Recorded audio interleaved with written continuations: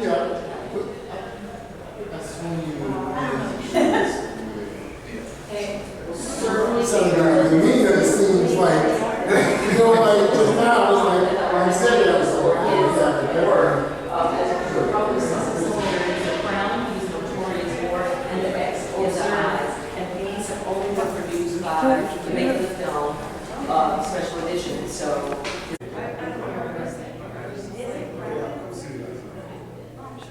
Have a seat right now. My name is, for those of you who don't know me, my name is Rico James. I am the director and executive producer of the film. Nobody Was Here, The Life of TMNK.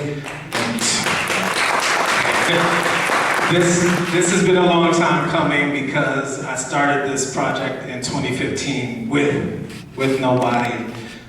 So it's great to be here in his hometown and show this film to you. Some of you have seen it, so I'm very happy to show this film to this city. So thank you so much for your time, and we're gonna have a Q&A a little later, and I appreciate it. Thank you so much.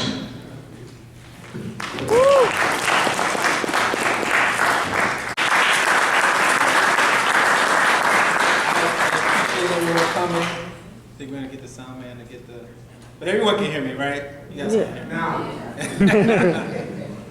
So that's the film, Malcolm. You wanna check? Hello. Two. I want to thank Malcolm for putting this together. This is actually his. You know, I did the film, but this screening is his. He did the installation. Thank you so much, Malcolm. I appreciate you, brother. Okay, there we go. Hello. I want to thank everybody for coming out. Give yourself For sure. Really appreciate everybody coming out, supporting the film, sharing it. It's funny. It's like, I don't know. This is like seeing. I don't know. It's like seeing your life, even though it's not us, but it's our life. It is your life. Man, so I wrote down a couple questions for all of us, and then we're gonna open it up to the crowd. But before I even get that, I just want to introduce AV1, right? Like, he's in the film, but I really would like everybody to give him a warm welcome to North. It's not his first time here, but And he came from LA, drove from LA to be here. So I'm so happy to have both of you. You know, I've done screenings before. I was fortunate to have Malcolm, but now I'm so happy to have both of you because, like you said, it is, you know, I tell people that this is a story of you guys' life, and you know, nobody is the main character, but this is your guys' life. You guys live this. But I'm gonna ask a question straight off. So AV, when you first, what was the impetus for you to even go over and start talking to this guy that was just on the street in the corner that you had no, because I know you're a little more reserved, so for you to just come up to a guy you didn't even know, what was that? For me, it was like it's very communal art for me, and before I'm an artist, I love art. I collect art, and you know, so it was interesting because he was across the street, and it's one of those moments I could have not said anything. I could have never met this guy, and because you know I had this passion, he had it too. I was like, oh, let me go check. I was the only one that went to go check him, and I was like, oh, come hang out with us, this, that, the third, and it was just. Was there anything like what was it like? You just he was just him out the corner. It was like, yo, no, it's this man in the cut sitting in front of where the Apple store was. It was the post office, and just sitting. It was just like it was. Ironically, just like Basquiat selling the cards, the pieces the size of cards, and it was great work. It was good work, and that's something I respect. You know, that's like I could have just walked by and said, hey, yeah, that's a hobo, but nah, man, it was, and that's great. I'm very happy I met him. Well, can you talk a little bit about your background, because you're a street artist, but you do come from that graffiti world? Yeah, it's not something I advertise or anything, but it was, I grew up in New York City, so it's, my era public school, art wasn't out there on every shirt, on every bus, on every advertisement. It wasn't in every movie. You know, street art wasn't a thing. Graffiti was a major crime. And I guess that was, you know, a rites of passage for a lot of people growing up. Like you always, hey, this is my tag name, my alias. And for me, it was that. It was just, you know, I was figuring out what I was doing creatively. I didn't know I didn't have anyone. And it wasn't easy to reach out like Instagram is now. You could just reach out to someone, you could see it. You didn't have parents, and no one in your family was an artist. If you said you wanted to be an artist, forget about it. You know, that was a joke. So, yeah, I think that was just, you know, one level to figuring out what I was doing. And then once I did, you know, I shedded that. You know, I still have love for it, but I wouldn't, you know, that's not my go-to. Yeah. What's the question again? No, well, I was really asking him about just graffiti, but so when he started taking you out into the streets, AV and a lot of these cats were already out there, Words, and talk about those times when, like, as a young dude, him taking you out to the streets and seeing people, like, selling this art. It's kind of like what Evie said, though. It wasn't, back in the day, there was no artists around, like, where you could just bump into them. There was no social media, right? So when you did see people that even looked cool, like interesting, on some subversive culture, that you would end up just talking to them. Like, yeah, if you was into anything that alternative, skate culture, graffiti, right? Like anything, like all hip hop, like it was just a conversation, a little something you would wear or something you would just, I don't know, it just started. But for me, it's family. Like, if it's not for my Uncle O and that relationship that they had, and like our families just being gelled together, because Sky has 3 other siblings, right? And those 3 other siblings are attached to my mother, my uncle, my other uncle, my other aunt. Like, that relationship is what like fostered our relationship. Before I even met him, every time I would be at my uncle's house, we watching kung fu movies and practicing karate or something, right? Judo or something. He'd always be like, when I started drawing, he'd be like, you gotta talk to my mans. You gotta. And you know, that choice meeting, like I said in the film, he met me and was like, you gotta check me. Like, that's how I met him, like standing over me, 6'3". I'm like 8. He's like, you gotta check me. What's up? Come to my crib, you gotta see the studio. That's early. What's the first time that he took you to Soho? First time he took me to Soho was probably right before they all linked up. It's like he was because we was always in the city. Like I seen Kahindi Wally when he first came out of grad school, 03. His first big viewing, I'm like 12.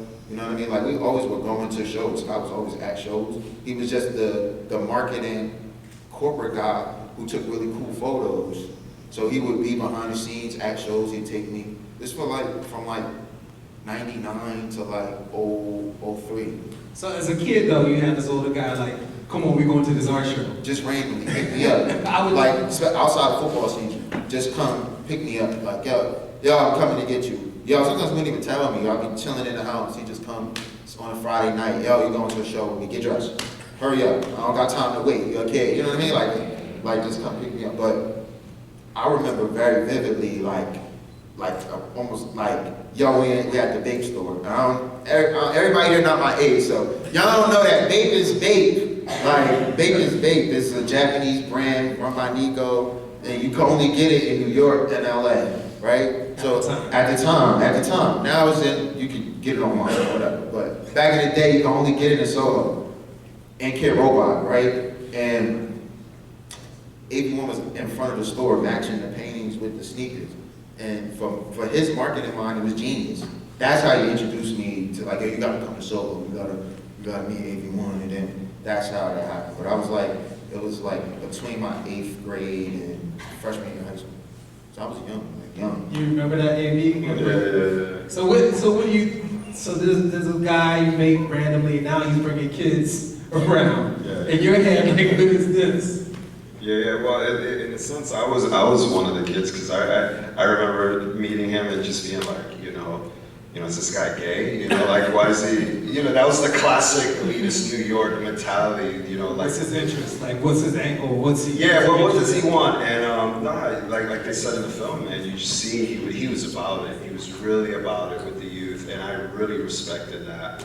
And yeah, he was nonstop with it. He was nonstop. He always had a cipher, and that's what I really enjoy, you know, because you know it's really hard because art can be very isolating, very competitive. You know, you're working alone, and then COVID happens. Everyone's isolated. So you know, to have a community together, like a collective, it's a family basically. It's just a family. And that's where he's getting his love from. So I really enjoyed it, but he went the extra step, which I admire, because, you know, I needed that when I was young. You know, I had to figure things out the hard way, but yeah, it was like a community center with him. Right. Well, what was that extra thing that he gave you as this more mature person who knew marketing? What was it that you looked at? Maybe not, he said, you need to do this, or what did you peep from him? Confidence, kinship. He was a giver, and it wasn't about getting something, which it wasn't transactional. You know, like I went to Norway with him. You know, we were gonna do Germany, we were gonna do other stuff, but it was from the heart. It was natural. It was like a natural vibe. It wasn't like, you know, you're trying to get something for me. And we were influencing each other, because you know he was much more mature. He could talk. He could articulate his feelings. You know, so watching that, you see what you were capable of. So correct me if I'm wrong, but you're the first one to really put a pen can in his hand and tell him how to hit the streets. I didn't tell him how to hit anything, but you know, like he did get inspired. But then the streets inspired him. You know, I didn't have to do that. All you saw was things everywhere, the culture, people, you know, going out and about. That's one of the good things about it, you know. It's like it just bleeds on you. So, yeah, he ran with it.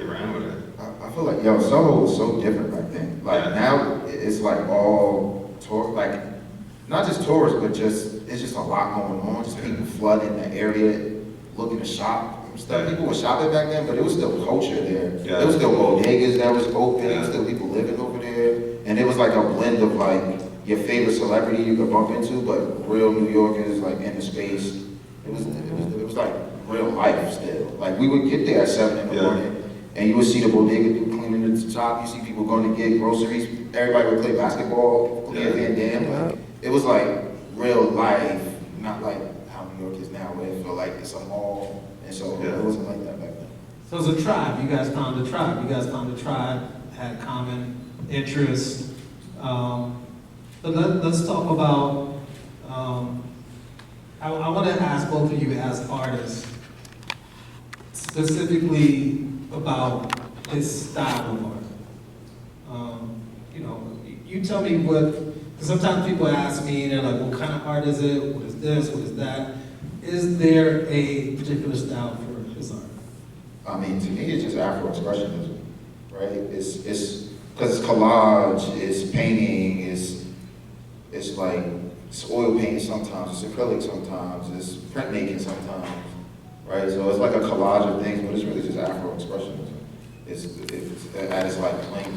Everybody say Basquiat, Basquiat style, but Basquiat didn't create Afro-expressionism, and he didn't create expressionism, right? He's just one of the most famous for it. And it's just in that vein. It's just in that vein of conversation, but it's not really the same thing. I think also there's like this interdisciplinary thing with multimedia, because he was so good at manipulating social media. He was so good at manipulating media. Like we keep saying, he had the corporate background. He was a beast at his own. First time I touched a MacBook, I was like 11. And it was like working with him. First time I learned Photoshop. You know, first time I animated was with him. He was a beast at that stuff. He's self-taught, which is very rare. You could go to the crib and look at the books and look through the books, and he'd be on my ass about designing, right? Like, he'd be on my ass about designing. You draw really well, but what's your digital media like? Do you really want this like that? But this is early too. This is before digital art was really a thing. This is early. This is like when it's just turning. Like it's just turning. Like from what I understand, he actually taught himself. Like there wasn't programs out there. This is stuff that you kind of had to code. Yeah. And he taught himself how to code. Early in the 90s. Early. So when things did shift from like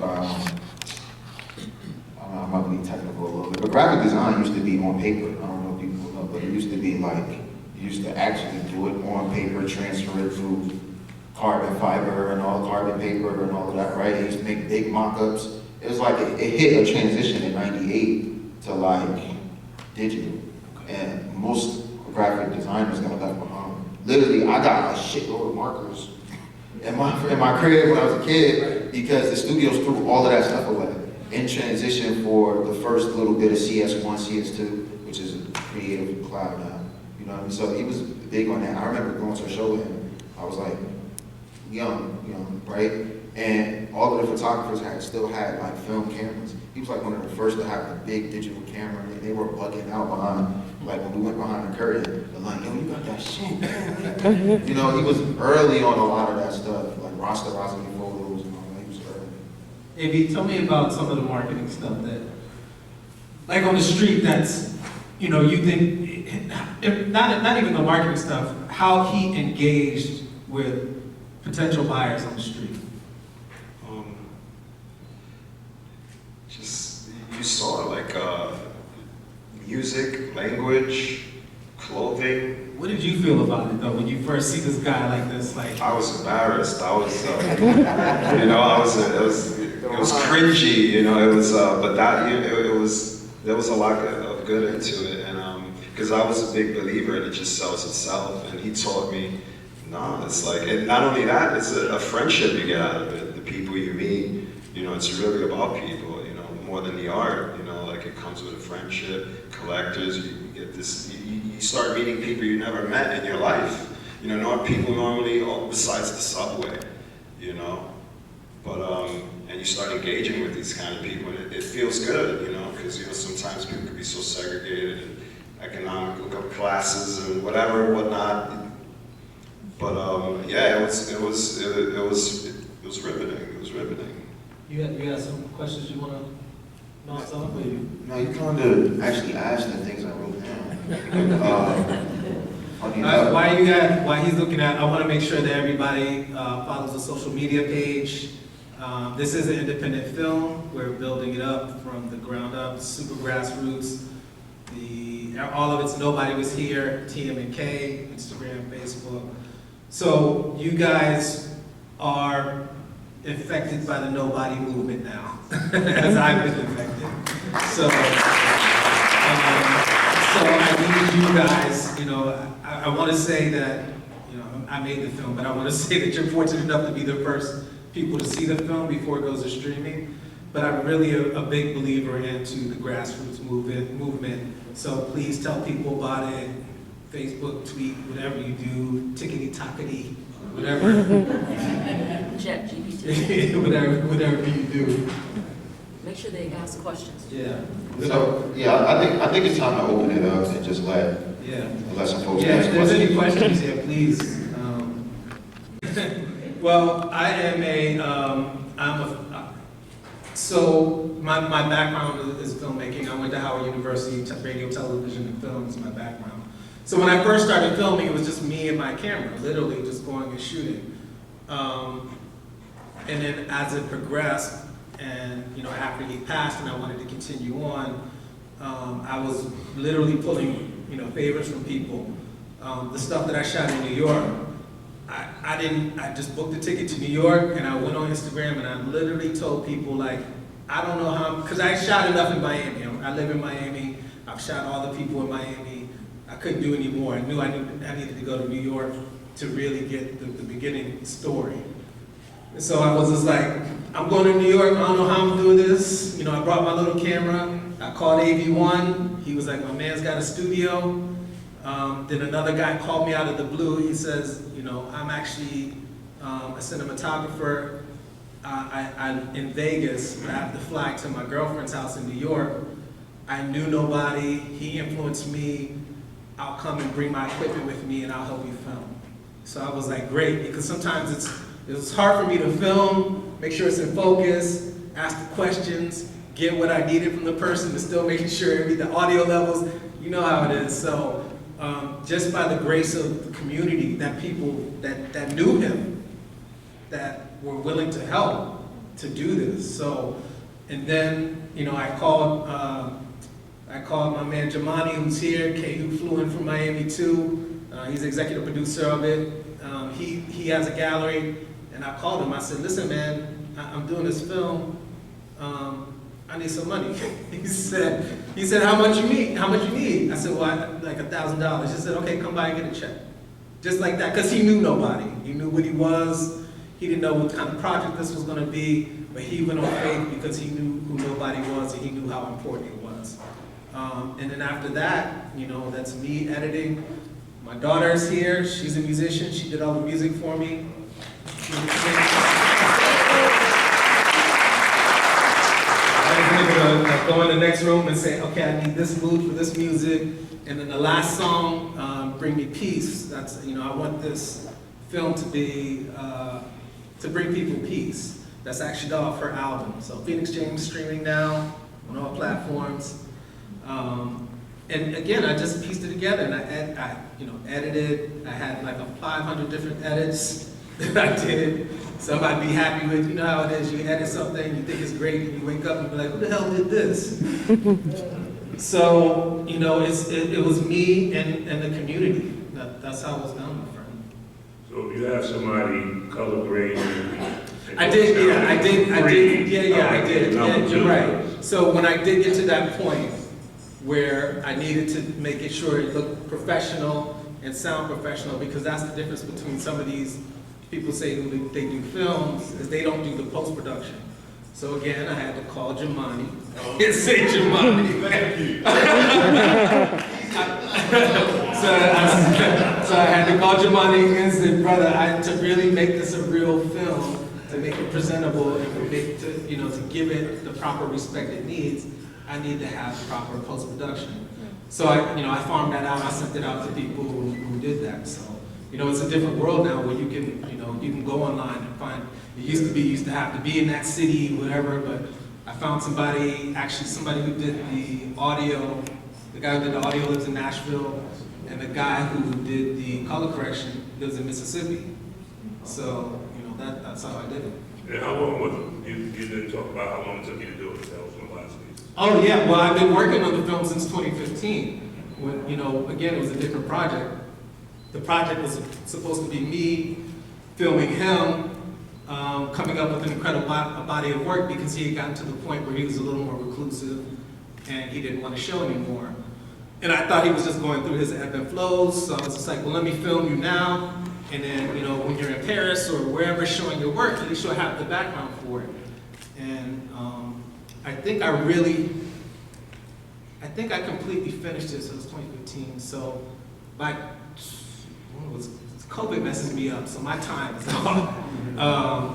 I think by 2021, I had it to where this is now. So.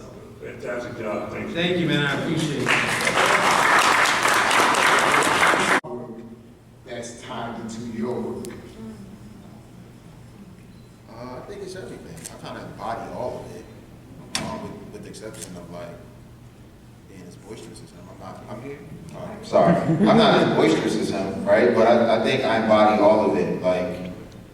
It's a part of this. It's a part of the relationship that's probably not up there, but not probably, but that's not up there. It's Scott took a lot of time with me in mentorship, and it's not just me. It's a lot of kids from where I'm from, the 4-6 block radius I'm from. Where when we played football, he was out there taking photos of us, giving us these big globes of ourselves for free. Every season, and we win a championship, he'd be right there. We lose, he's right there.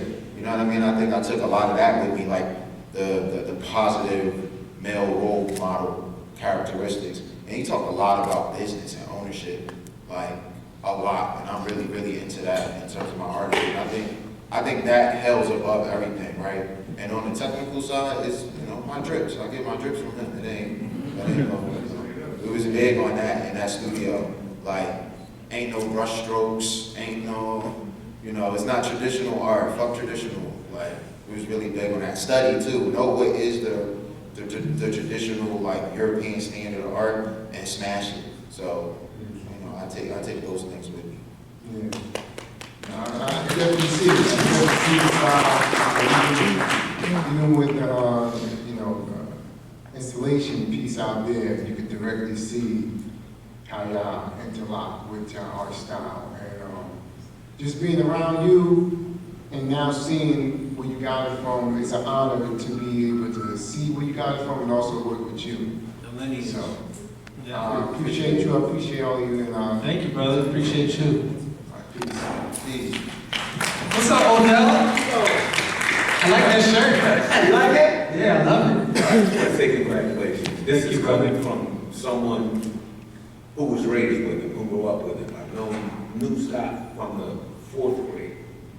I'm one of the lucky individuals who got to see this thing from inception to fruition.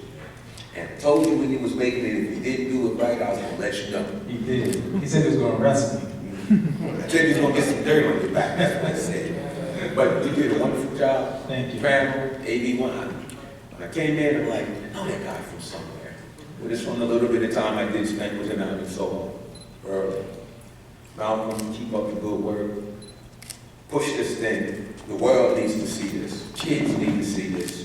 Up and coming young artists need to see that it, like, I'm gonna steal a line from him with that invisible flame shirt, that if my mind can conceive it and I believe it, then I can achieve it. That was something that he stressed and pushed on young people.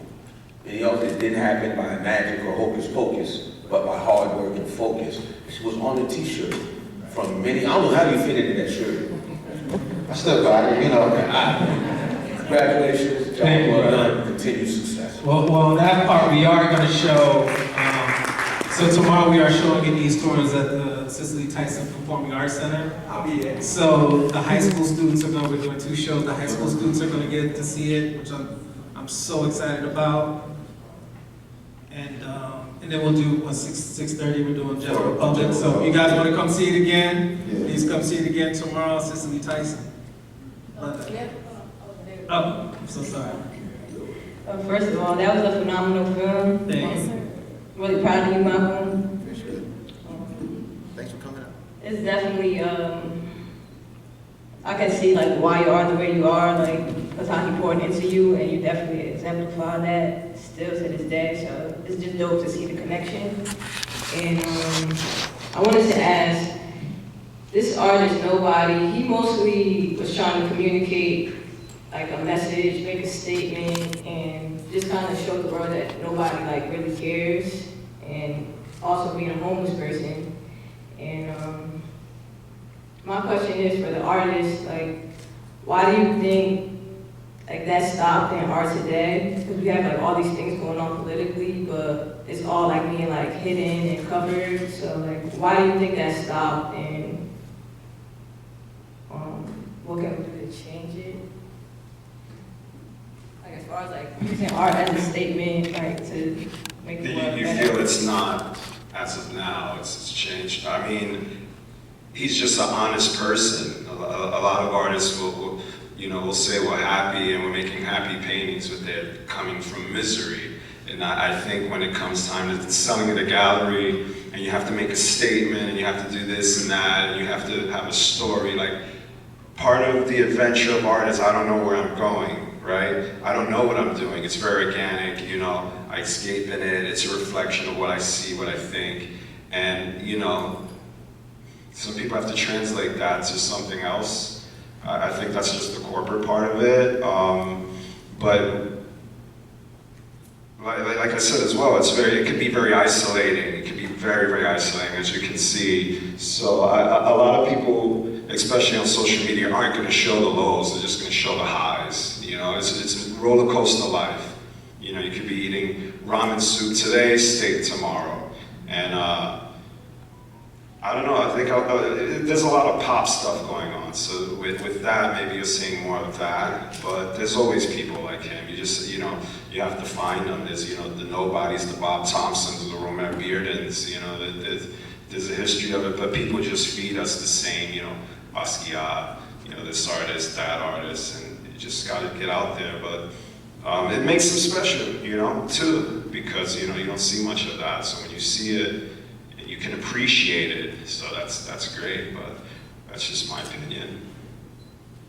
You have to be brave to really put it out there. As artists, you guys know, and even me making this film, I'm like, are they gonna love it? They're gonna hate it. So you have to be brave. And some people are scared to get caught up into whatever political spectrum or whatever, especially if you're trying to be a living artist and you have people who love you for doing this part of the art. And it's just like when they told LeBron, like, don't speak on political issues, shut up and dribble. Sometimes people just want you to be that particular pop artist and not for you to say anything. There's brave artists that do that, and there's other artists that, you know, that kind of keep it to themselves, so. Thank you. Yes, sir. Good evening. Good evening. You did a phenomenal job. Like Odell, I've known Scott a little earlier than Odell, and we've watched his progress as he's come up. And the part that really got to me, it sounds crazy, but the wristbands he had on, he was doing that stuff way back then. And Malcolm, I love you, man. I mean, you have captured him. I love how you've taken it in like a sponge from him, and you've grown, and you've excelled, and you're going to continue to excel. Keep up the good work, bro. Keep up the good work. I love you, man. I love you. And the other thing about it that I love about it was capturing the mental health aspect of it, and that's something that needs to be explored a little more, because just how brilliant he was, how famous he was, the hurt that he had. Because the day we found out, he called me. I was at grand jury duty. I was on the floor in tears. I was so worn out, so upset, because we knew where he was going. We knew the trials and tribulations he was going through. And the thing with his son, because I had talked to him on Facebook, and he was talking about those struggles with his son and how he couldn't have that connection. And then, you know, I always encourage you, just keep it up. You'll get to him, it'll be all right. And then to hear from Odell, it just broke my heart.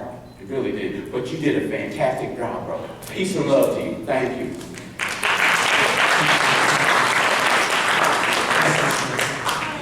Hi. Good evening. Good evening.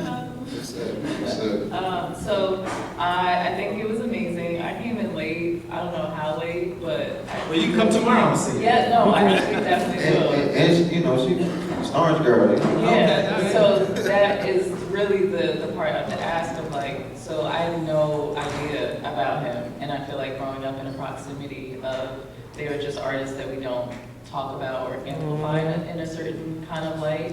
And like Malcolm and I went to the same school in a sense. And Amani, you know me, so you really literally see me at lunch with all the interns and stuff.